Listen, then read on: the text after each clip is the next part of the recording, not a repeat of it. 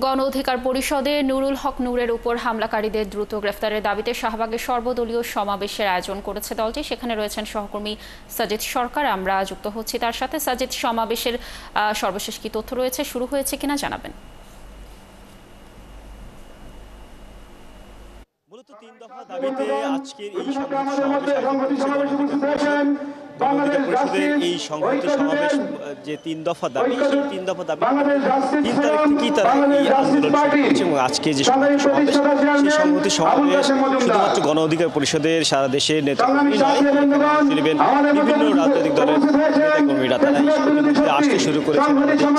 Mostafizur Rahman Iran কিছুক্ষণ আগে অন্যান্য সহ দলের নেতাকর্মীরা উপস্থিত হবে। তাদের যে প্রধান দাবি নুরুল হক নূরের উপর যারা হামলা করেছেন তাদের বিচার দাবি করা, স্বরাষ্ট্র উপদেষ্টার পদত্যাগ এবং জাতীয় পার্টি নিষিদ্ধ এই আজকে সংহতি সমাবেশের আয়োজন করা হয়। সাজিদ, আপনি তথ্য সংগ্রহ করতে থাকুন। নিশ্চয়ই সমাবেশের আরও তথ্য আমরা পরবর্তী সংবাদ সংযোগগুলোতে আপনার মাধ্যমে দর্শকদেরকে জানানোর চেষ্টা করব।